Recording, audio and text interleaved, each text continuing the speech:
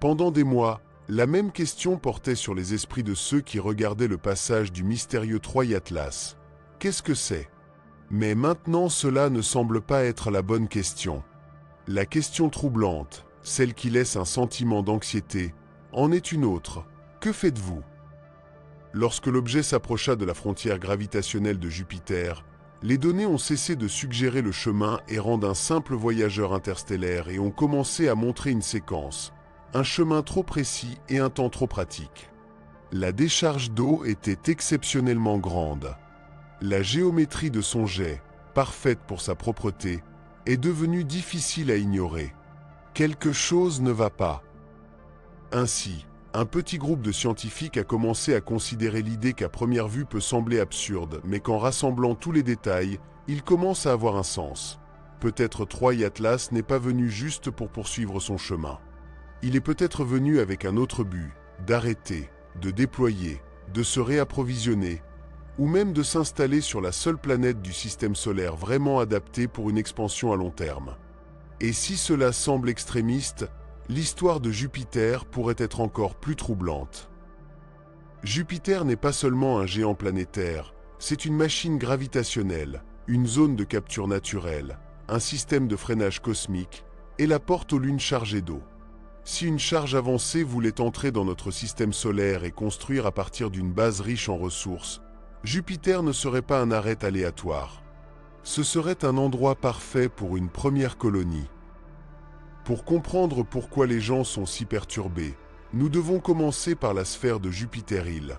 C'est un vaste domaine gravitationnel où l'attraction de la planète peut maîtriser le Soleil et capturer des objets dans un espace stable autour. Cela fait de Jupiter non seulement une curiosité orbitale, mais le seul point du système où un petit objet libéré par un visiteur pourrait rester là, plutôt que de continuer son voyage dans l'espace profond. Et le Troy Atlas n'est pas passé par cette zone. La précision de son passage à travers elle était troublante.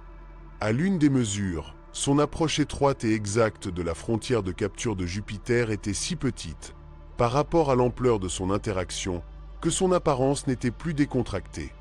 À ce moment, Jupiter n'était plus un fond cosmique. Il est devenu sa cible, sa manœuvre. Troy Atlas est passé par la seule porte d'entrée importante du système solaire. Ce truc bizarre n'a pas fini là-haut. La voie suivie par Atlas a également suscité des soupçons. Notre système planétaire est organisé comme un disque plat et un objet aléatoire interstellaire arrive généralement d'un angle beaucoup plus aigu. Mais l'Atlas est venu avec seulement 5 degrés d'inclinaison par rapport au plan orbital. C'est juste, en termes statistiques, gênant. Plus tard, les trajectoires rapprochées ont relié Mars, le Soleil et Jupiter à une chaîne de réunion. Un alignement si improbable que certains chercheurs l'ont calculé à 1 sur 20 000 par simple coïncidence. Mais la chose bizarre est venue après. Quand Atlas a atteint son périhélium, le moment des événements est devenu encore plus sinistre. À ce moment précis, alors que l'une des phases les plus importantes de l'activité du système solaire intérieur aurait dû être maintenue, la Terre était à travers le Soleil et n'a pas pu l'observer directement. Si quelqu'un veut éviter cette phase critique, l'alignement des étoiles ne peut être plus parfait. Cela ne prouve pas la conception, mais quand on empile toutes les données, alignement, approche rapprochée et passage à travers Jupiter, le sentiment que tout a été soigneusement ajusté devient presque impossible à ignorer. Et maintenant, l'histoire se tourne vers la logistique. Après le périhélium, l'observatoire de SOHO a repéré un énorme nuage d'hydrogène autour de Troy Atlas, et une décharge d'eau estimée a atteint environ 13,5 millions de tonnes en un mois. L'eau elle-même ne fait pas quelque chose d'artificiel, bien sûr. Les comètes ont de l'eau. C'est ce que signifie l'eau dans un contexte de propulsion. Si vous le divisez par électrolyse, vous obtenez de l'hydrogène et de l'oxygène, deux des propulseurs les plus puissants utilisés dans l'aviation spatiale humaine. C'est comme ça. L'article ne portait pas seulement de la glace. Il dirigeait une source de carburant autosuffisante. Et comme ce fait va avec la présence de Jupiter, la théorie d'un simple visiteur commence à s'effondrer. Les lunes de Jupiter, en particulier l'Europe, Ganymède et Callisto, sont chargés d'eau à des échelles surprenantes. Cela signifie que Jupiter n'est pas juste un endroit pour ralentir. C'est un endroit pour se ravitailler. Une civilisation qui voyage à travers les étoiles devra transporter tout son combustible dans toute la galaxie si vous savez où faire un arrêt stratégique pour récolter plus. Et dans cette perspective, l'Atlas 3i n'est plus un visiteur curieux, mais un véhicule de livraison qui arrive au premier grand réservoir d'un nouveau système. C'est là que beaucoup arrêtent de se sentir à l'aise en appelant 3i Atlas simplement une comète. Au fur et à mesure que les données s'accumulent, le récit commence à s'effondrer et ce qui semblait être un phénomène naturel commence à avoir des caractéristiques qui remettent en question la logique des comètes connues. Les observations plus détaillées obtenues par le télescope spatial Hubble ont révélé quelque chose de singulier, 3 jets distinctifs émergeant du noyau de l'objet. La chose curieuse est que ces jets ne sont pas chaotiques ou irréguliers, comme on pourrait s'y attendre d'une comète typique, mais ils sont disposés d'une manière exacte, presque parfaite, et forment un angle de 120 degrés l'un avec l'autre. Ce type de symétrie triangulaire est si remarquable qu'il est déconcertant, car ce n'est pas ce que l'on pourrait attendre d'un rejet naturel de gaz et de poudre d'un objet qui se déplace dans l'espace. Les jets de comitologie conventionnelle proviennent souvent de processus plus désordonnés et chaotiques, caractérisés par une géologie irrégulière, volatile et le réchauffement qui génèrent des modèles imprévisibles dans leur conduite. Néanmoins, les jets d'Atlas 3i sont restés une géométrie étonnamment stable tout au long du temps. C'est non seulement rare avec les comètes, mais c'est déconcertant du point de vue scientifique. De plus, l'objet lui-même avait un coulisse régulier qui semblait lié à une conduite rotationnelle contrôlée, quelque chose qui n'est pas commun avec les corps célestes suivant des trajectoires erratiques et ne montrant aucun signe d'ingénierie délibérée. Et c'est là que ça devient intéressant. Pourquoi est-ce si important ? C'est parce que 3 jets arrangés avec une façon équidutiste ne sont pas une coïncidence. C'est précisément la géométrie préférée par les ingénieurs pour obtenir une poussée équilibrée et un contrôle d'attitude sur l'engin spatial. Cette symétrie, loin d'être une anomalie ou une coïncidence cosmique, commence à ressembler à une conception intentionnelle comme si elle était optimisée pour un type d'opération contrôlée.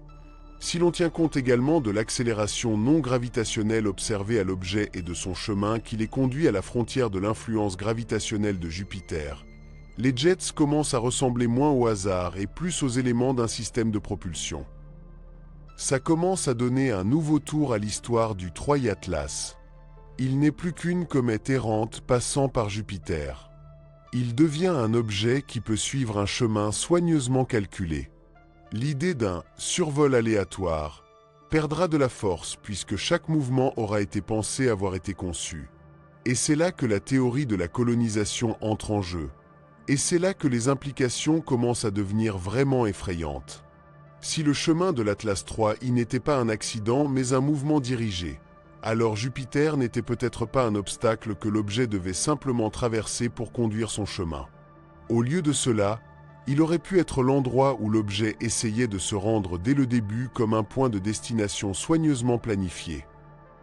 Ce point marque un tournant dans l'histoire, parce que si nous supposons que 3i Atlas avait quelque chose de plus que sa comète habituelle, quelque chose de plus petit, plus caché, quelque chose conçu pour sortir au bon moment, alors le survol de Jupiter prend une nouvelle dimension.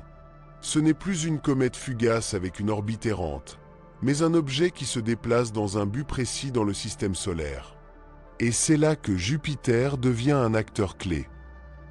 Pourquoi Jupiter et pas la Terre, Mars ou même une ceinture d'astéroïdes?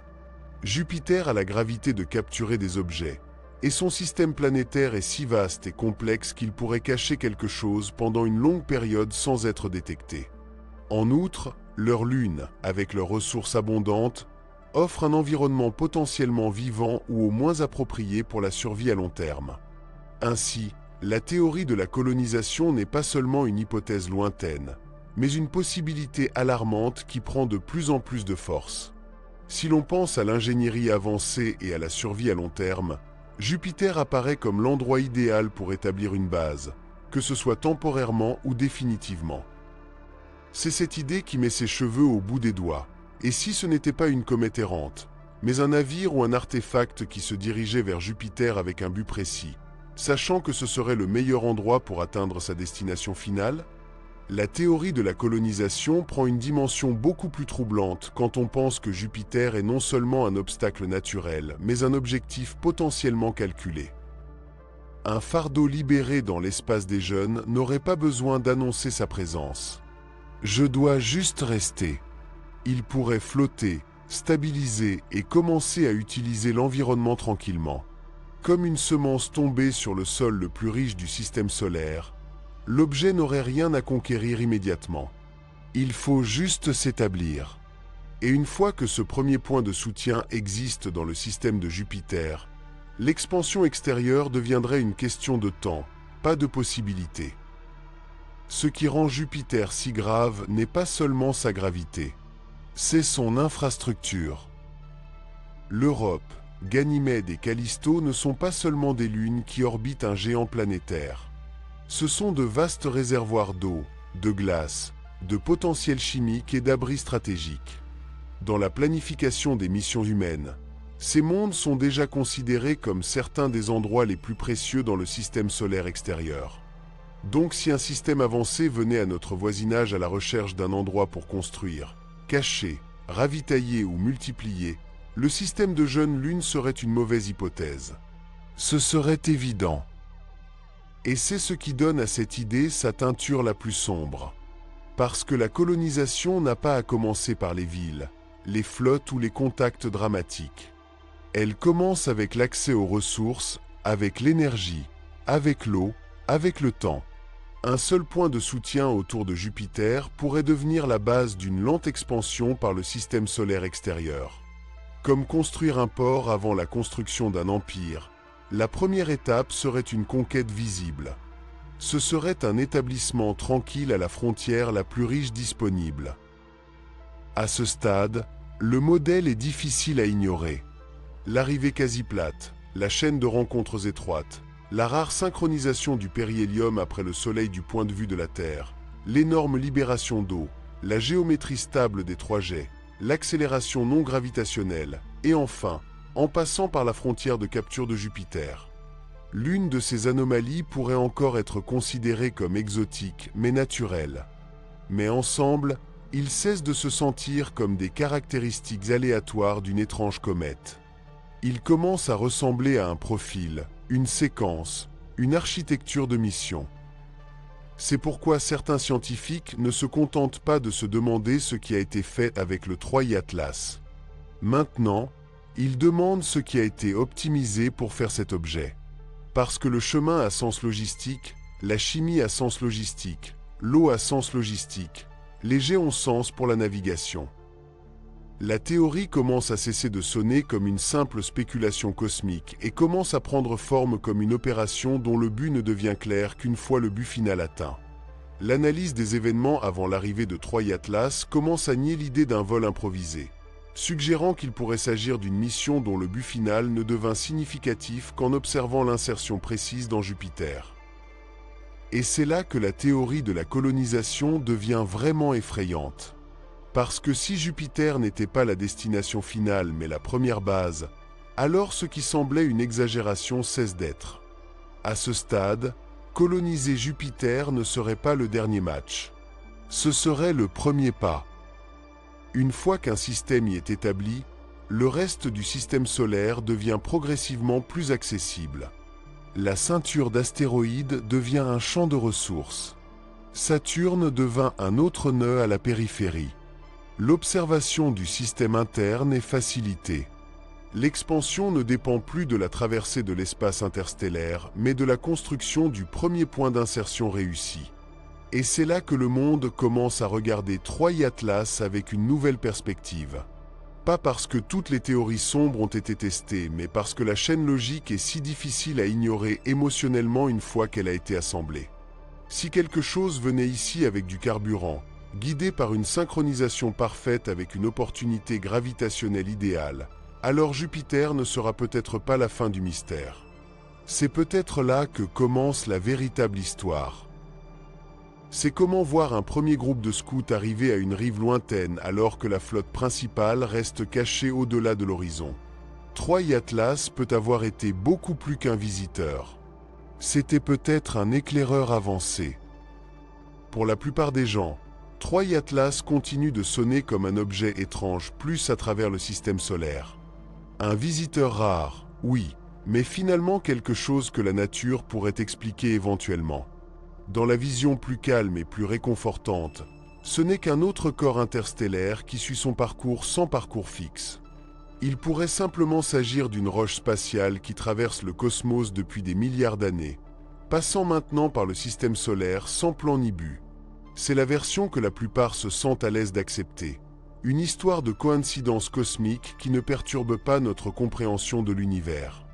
Plus la séquence complète des événements est profonde, plus la sensation de calme et de confort est difficile. Plus vous examinez le chemin de Troy Atlas, plus il est clair que ce n'était pas un simple accident cosmique. Parce que c'était simplement un vieux corps interstellaire errant au hasard. La voie de l'Atlas 3I est extrêmement précise et alignée d'une manière qui ne peut être ignorée. Non seulement elle est venue à notre système solaire, mais elle l'a fait avec une précision qui semble conçue. Il a traversé le système intérieur à un moment précis suspecté, sans erreur ou déviation significative. Ce n'est pas ce que nous attendions d'une simple roche spatiale qui tombe au hasard dans le système solaire. Et puis il y a le fait que tout en traversant l'espace, l'objet a libéré d'énormes quantités d'eau, un liquide vital pour la vie comme nous le savons. C'est quelque chose que les astronomes ont vu dans d'autres comètes ou corps interstellaires. Le rejet d'eau dans une telle quantité semble intentionnel, ou du moins comme s'il avait un but au-delà d'un simple rejet naturel de gaz. Ce n'est pas tout. Troy Atlas a également montré une géométrie étonnamment stable avec 3 jets parfaitement alignés, chacun à 120 degrés l'un avec l'autre, ce qui n'est pas une caractéristique commune dans les comètes que nous connaissons. Lorsqu'une comète libère des jets, ceux-ci sont généralement le résultat d'une interaction sans couture avec les gaz et la chaleur solaire. La géologie et l'activité des comètes ont tendance à être irrégulières, chaotiques, et leurs jets ne sortent de rien dans des motifs imprévisibles. Mais les Troy Jets Atlas n'ont pas suivi ce modèle. Ils avaient une stabilité géométrique presque parfaite, et plus pour être surprenants et perplexes. C'est comme si quelque chose surveillait cette conduite, comme s'il y avait une raison derrière sa symétrie exacte. Et non seulement cela, mais, après avoir traversé le système solaire, l'objet a traversé un point critique, la frontière gravitationnelle de Jupiter, juste à la frontière où une charge plus petite pourrait être remise dans l'espace Jovet. Tout cela indique quelque chose qui ne peut être facilement expliqué par la nature elle-même. C'est le point crucial de l'histoire. Ce qui semblait à l'origine une anomalie peut être du tout. Ce qui ressemble d'abord à un événement cosmique isolé devient quelque chose de beaucoup plus intrigant. Et c'est là que la théorie de la colonisation entre en jeu, une hypothèse qui n'est pas à propos d'une idée dramatique ou spectaculaire de film de science-fiction, mais à propos de la logique des faits et des preuves qui ne peuvent être négligées une fois toutes les pièces réunies. La théorie n'est pas effrayante parce que c'est peu probable, mais parce qu'elle est incroyablement facile. Et c'est ce qui rend l'idée que Troy Atlas était une sorte de précurseur à quelque chose de beaucoup plus important si inquiétant. Jupiter n'est pas seulement une planète géante au bord du système solaire. Jupiter est une zone de capture gravitationnelle, un endroit assez massif pour attirer les objets et les maintenir dans son orbite. Jupiter est une base protégée extérieure, une forteresse naturelle, une porte d'entrée à un vaste système de lunes riches en ressources, dont beaucoup pourraient avoir de l'eau, une composante essentielle pour la vie et la survie à long terme. Si un organisme, une intelligence ou même une technologie avancée cherchait à établir un point de soutien dans le système solaire, il aurait été inutile de commencer sur Terre. La Terre, bien que vitale pour nous, n'a pas le même avantage gravitationnel ni les mêmes possibilités cachées que Jupiter. Pour établir une base qui offre protection, ressources et capacité d'expansion, Jupiter serait un endroit idéal pour le faire. Dans ce contexte, le Troy Atlas cesse d'être un simple objet errant et devient un signe d'autre chose. En effet, Il semble moins sur un visiteur occasionnel et plus sur le premier mouvement dans un certain nombre d'actions calculées.